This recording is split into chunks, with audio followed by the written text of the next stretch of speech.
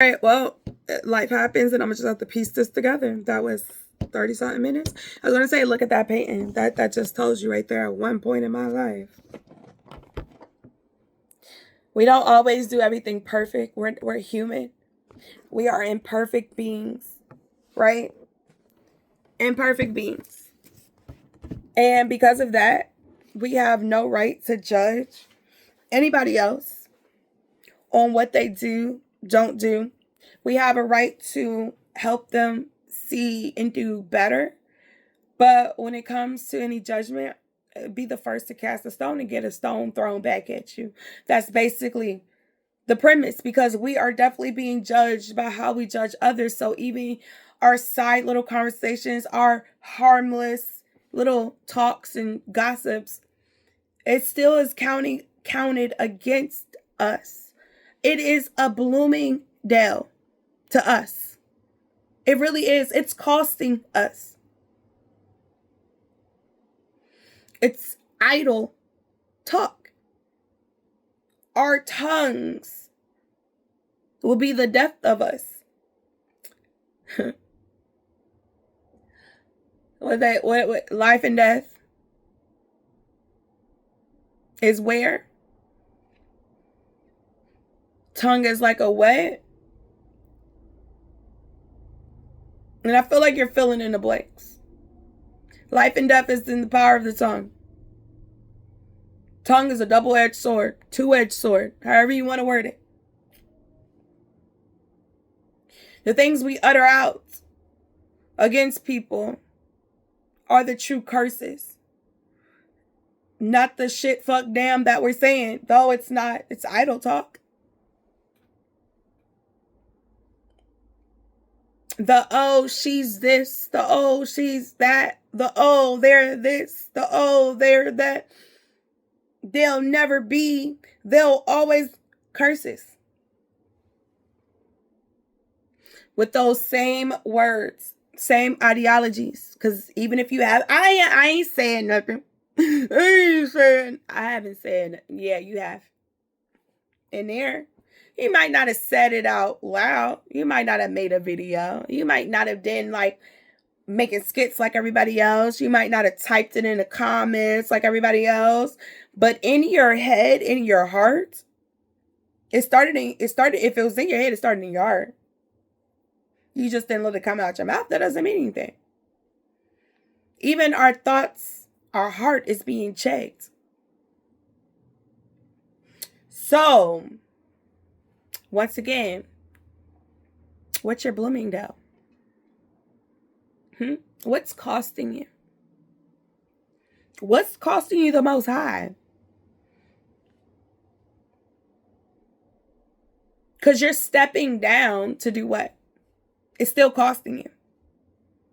You let go of those friends to get a new friend group that's still costing you. You let go of one habit to get a new habit that's still costing you. You left one job to get a new job that's still costing you. You let go of one belief to get a new belief that's still costing you. You let go of one idol to get a new idol that's still costing you.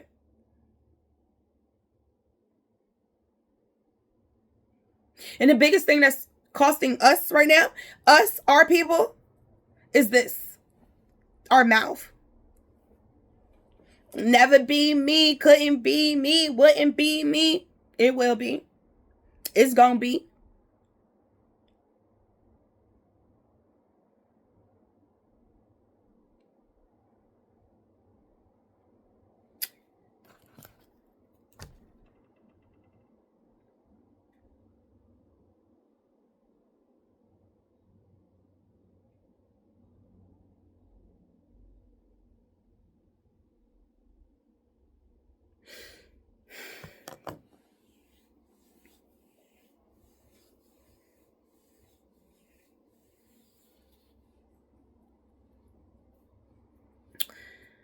Sometimes it praises our Lord and Father, and sometimes it curses those who have been made in the image of God. And so blessing and cursing come pouring out of the same mouth. Surely, my brothers and sisters, this is not right. Does a spring of water bubble out with both fresh water and bitter water? Does a fig tree produce olives? Or can a grapevine produce figs? No, and you can't draw fresh water from a salty spring. If you are wise and understand God's ways, prove it by living an honorable life, doing good works with the humility that comes from wisdom. But if you are bitterly jealous and there is selfish ambition in your heart, don't cover up the truth with boasting and lying. For jealousy and selfishness are not God's kind of wisdom. Such things are earthly, unspiritual, and demonic. And I came to this realization before I look, God told me to write something down. I write it down. I read it, and I may still not see everything or skip over it. But I had this revelation. I started this, so I had a revelation. Okay, no, you're not getting support. No, of course, what the Bible say that even in Jesus' hometown, he couldn't work miracles. He couldn't be Jesus. That he couldn't be Messiah in his hometown because he was Jesus. And that may go over your head, but what I'm saying is he was Mary's boy. He was Judas's brother. And that's so terrible. I'm going to learn his sister's names if I can find them all, and I'm going to remember their names. He was their brother. He was Joseph's boy.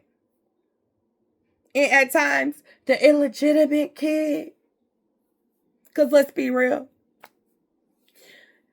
He was Jesus. He wasn't the Messiah. What could he do? What could he do there? And that's how I felt, right? So I felt like I was like, hey, yeah, it may be true. You may be in a position where you feel like you're not getting support. People aren't supporting you the way you support them, whether it's family, friends, hometown, outside of town. The amount that you're pouring into people, you're not getting back. So do this. Start putting more into yourself. Start putting yourself out more. Start posting your gifts more. And so then I did. And then I literally got to the 7th day. Well, the 8th day, if I could be honest. I went a full 7 days. And God says to take a break. I didn't. So I got to 8 days.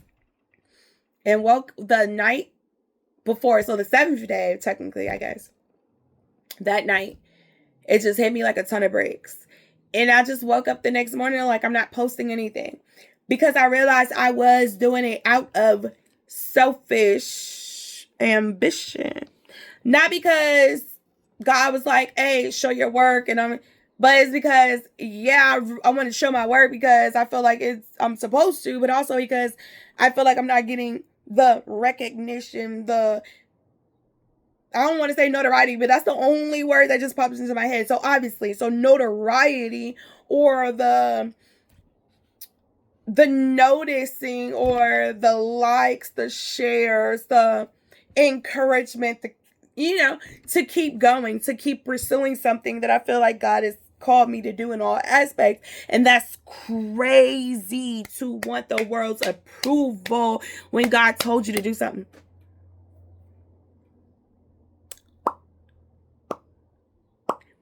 What? God told you to do something, and instead you just like, well, I need somebody to like it in order for me to know that this is the way I'm supposed to go. And a lot of the times, Jesus proved it don't go like that. And even the ones that do like it are sometimes only liking it for selfish gain. But nonetheless, if you are wise and understand God's ways, prove it by living an honorable life, doing good works with the humility that comes from wisdom. But if you are bitterly jealous and there is selfish ambition in your heart, don't cover up the truth with boasting and lying. For jealousy and selfishness are not God's kind of wisdom. Such things are earthly, unspiritual, and demonic. For whenever there is jealousy and selfish ambition, there you will find disorder and evil of every kind. But the wisdom from above is first of all pure. It is also peace-loving, gentle at all times, and willing to yield to others. It is full of mercy and the fruit of good deeds. It shows no favoritism and is always sincere. And those who are peacemakers will plant seeds. My bad. I was a little too. Will plant seeds of peace and reap a harvest of righteousness. I mean, am I supposed to be showing y'all this painting? I don't. It says Bible and a couple of blank books, and then it says self-love. I'm not. Why you starting to fall now? Try not to accidentally hit the button.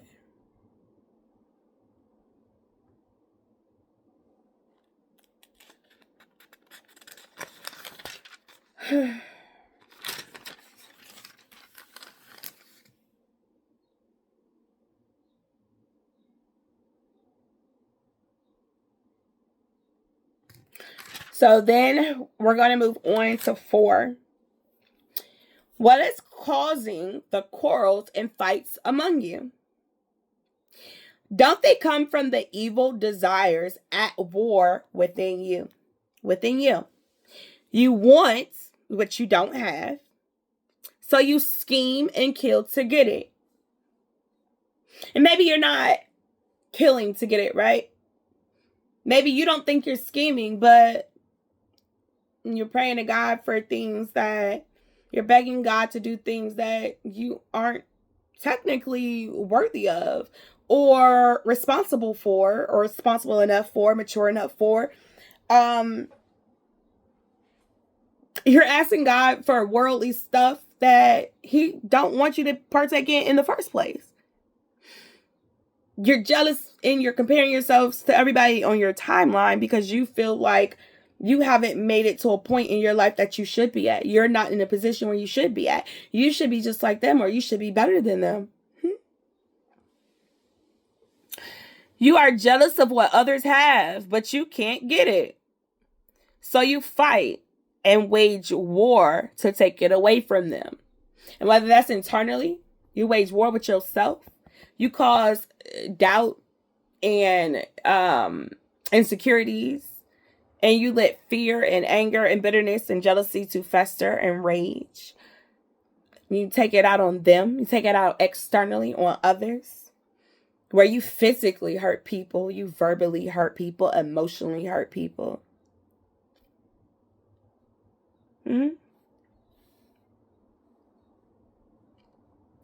Yet you don't have what you want because you don't ask God for it.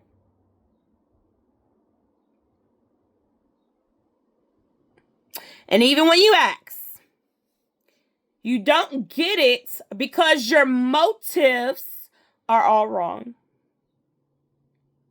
Guilty. What about you? You want only what will give you pleasure.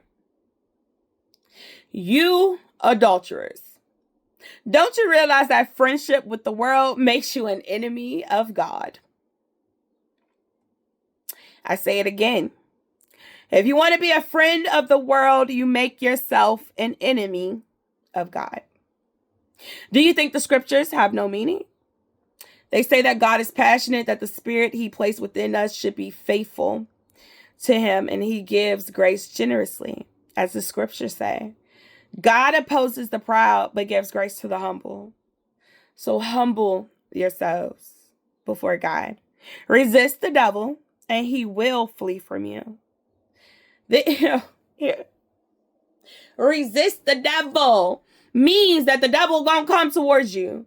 It means that you're going to have some shaky times. It means that temptation, all the things that the sins that you are told not to partake in, it is going to come at you.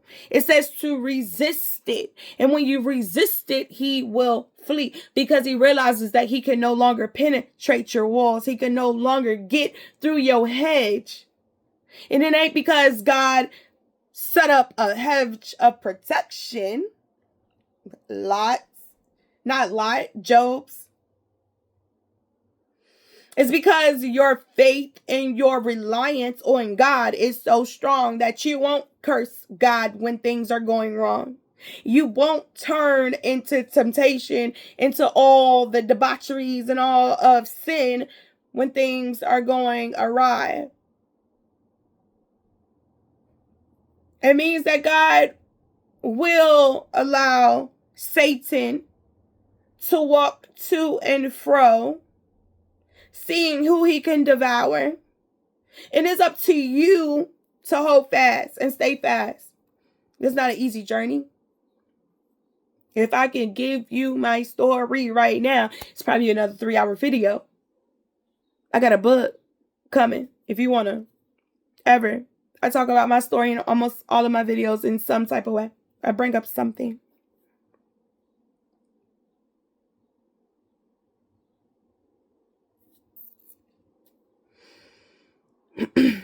Come close to God, and God will come close to you. Wash your hands, you sinners. Purify your hearts, for your loyalty is divided between God and the world. Wash your hands. It don't mean go get some Dawn, some Dove, some whatever, and go to the bathroom and wash your hands. Go to the kitchen and wash your hands. It means to let go. To wash your hands. To wash your hands of those people. To wash those hands of those ideas. To wash those hands of those religions. To wash your hands of those pastors, preachers. To wash your hands of your Bloomingdale's and your H&M's.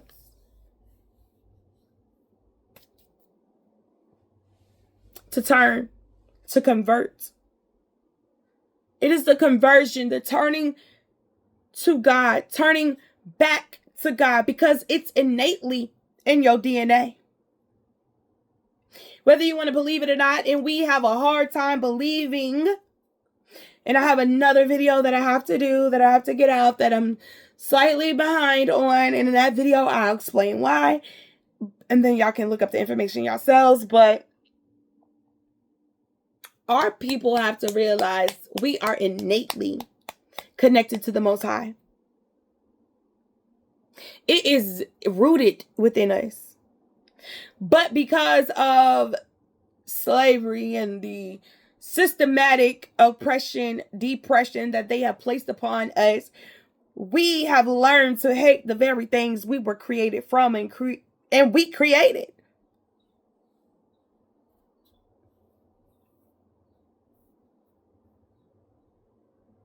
We are Israel that God talks about.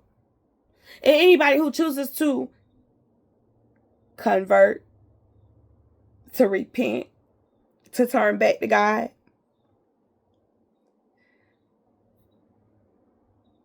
it's not Israel, the country, the place, the city. It's not the landmass. It never was. He said, I'm sending you to a place that's overflowing with milk and honey.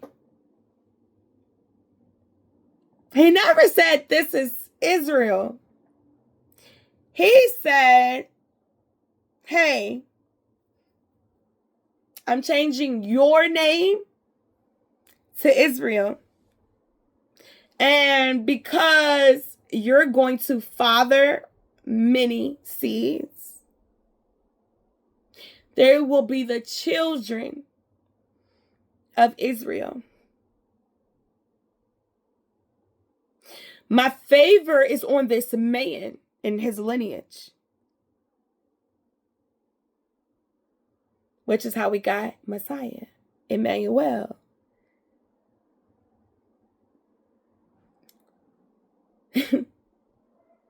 God's grace is on the people. not the place. This is why it's so important to understand what Israel, the country, is doing right now. God is not pleased. Not in the very least. And if he will bondage up and bind his people, Israel, he will do the country the same way.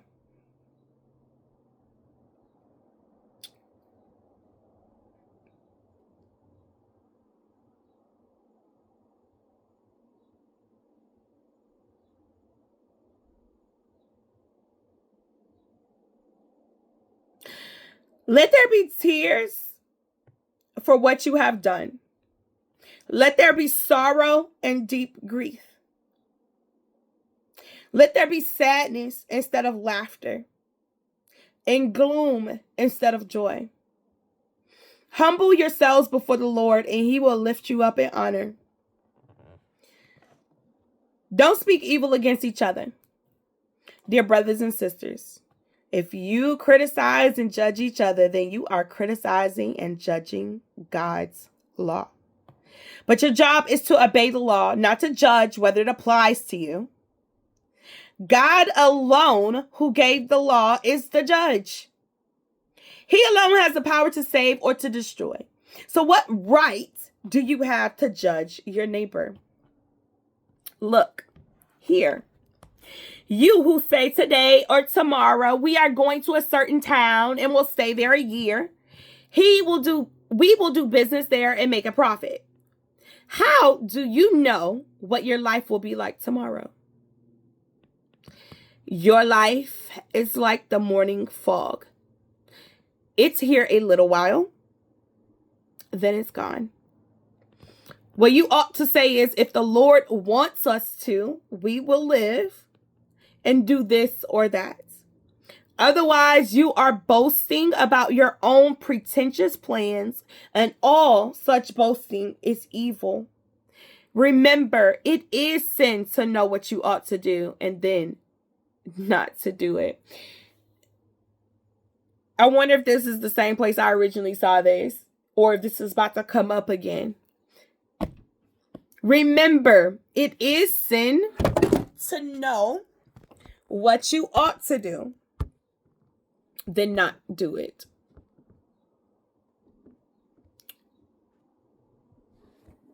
Let's go ahead and unplug it.